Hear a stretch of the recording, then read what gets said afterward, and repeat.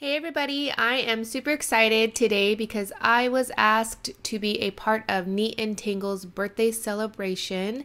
Here is a look at my card I'm going to be creating today. Like I said, it is Neat and Tangle's birthday celebration. It is a blog hop, so be sure to check out my website. If you go down in the description box, you will find all of the information, my website, all of the supplies, and all of that good stuff. For my card, I am featuring the Floral frame stamp set and die set. I absolutely love this set. There is another set. It is called Thanks So Much. It's a stamp set, and then there's also a box die that you can create little gift boxes for gift cards or to put candy in, or all sorts of different things. I am starting off with some Strathmore watercolor paper, and I am going to ink up the stamps in my stamp platform, and I am using some VersaMark ink, and then I'll stamp it, and then I'm actually going to ink it up again and stamp it again. I like to do this when I'm using watercolor paper and VersaMark ink because the watercolor paper absorbs a little bit of that ink, and I just want to make sure that the embossing powder gets on the image and I have a nice crisp image when I'm done and I don't have to start all over. So I just do it just to make sure that I am getting a nice impression. So as you see there, the stamp platform makes it really easy to do this step. I would not even try to attempt to do it if I didn't have something like this. So if you are a stamper, something like this it comes in handy and it's very helpful. So I'm using some Ranger Superfine white embossing powder. I sprinkle that on my images, and it will only stick to the VersaMark ink, and then I remove the excess. Then I'm going to use my heat gun and melt that embossing powder. I like using embossing powder when I'm doing watercoloring, only because it helps me stay in the lines, and I'm not the greatest watercolorist or colorist in general, so I kind of cheat a little bit when I'm doing images like this. Now I'm going to stamp the sentiment in the center of the floral frame. That way I can try to line it up the best I can. I am not a stickler for everything being exactly perfectly straight or perfect or anything like that. But I did this now so that when I die cut it out later, it's already done. And I'm going to stamp it twice for the same reason as I do the VersaMark ink, because it is watercolor paper. I want to make sure that it's a nice crisp image. And now I'm going to start coloring, and I'm using some Zig markers. The colors I am using are, I have them right here, I kept them out specifically so I could tell you guys. Marine green, and that is the color I'm using now. It's really pretty. And I use light gray, also gray brown, and then also light brown, which I thought this was more of like a orange. The brown was more of an orange, but I guess not. Anyways, so what I do is I lay a little bit of water down where I want the color to be, and then I take the Zig marker, just kind of lightly touch it on the paper, and then it spreads out a little bit. And then I'll go back in with my watercolor brush and spread it out a little bit, add more color if I need to. I do have other videos that go in more depth to how I color. It's nothing too fancy or anything. It's just what works for me with watercolor paper.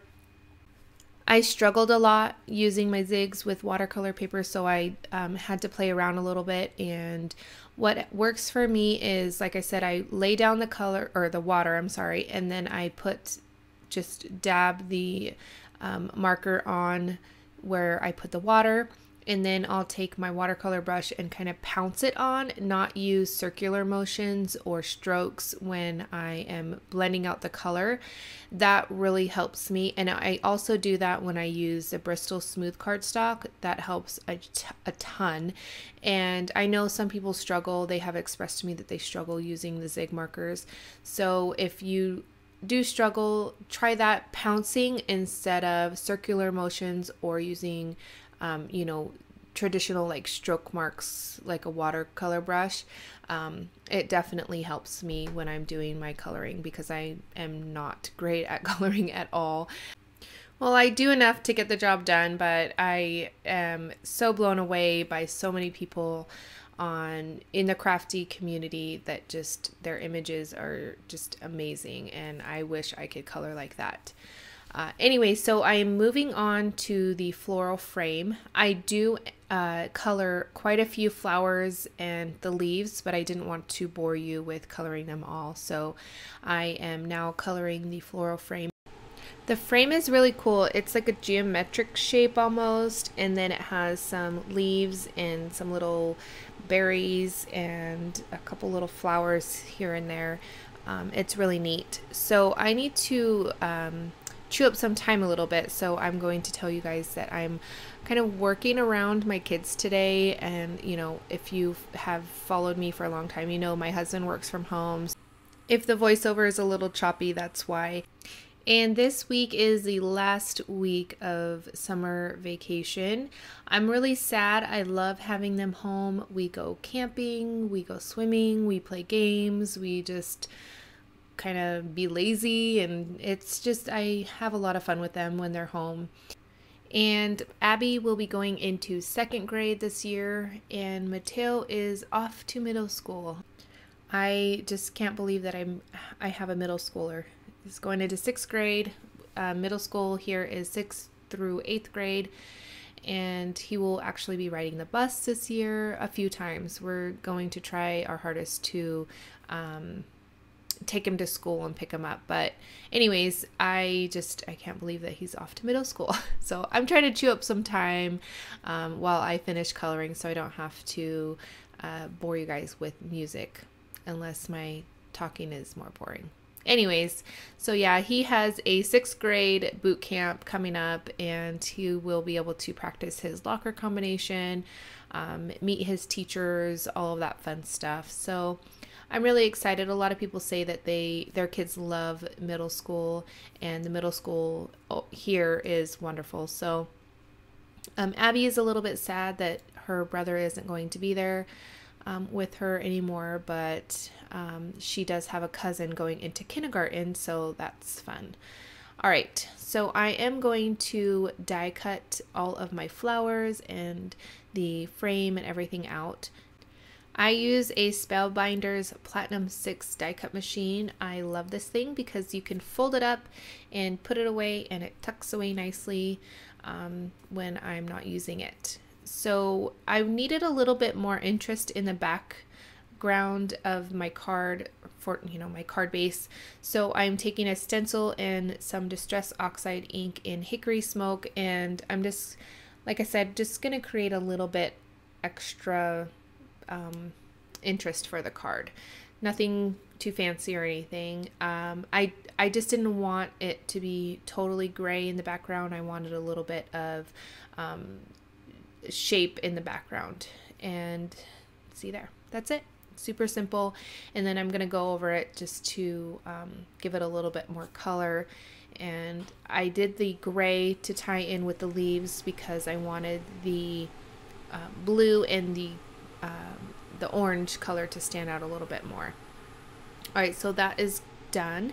Now I'm taking some adhesive. This is some scrapbook.com adhesive. It's a big, huge 6-inch roll of 6-inch wide roll, I should say, of adhesive, and I use this all the time. It's so easy just to tear off pieces that I need, and then I'm going to lay the panel onto my card base. Super simple. And now I am going to start assembling my card.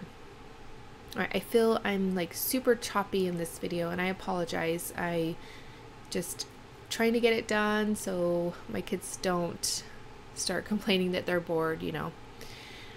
Those of you with kids at home for summer break, you know what I'm talking about. All right, so I wanted to pop it up, and so what I'm doing here is I'm going to die cut out some foam.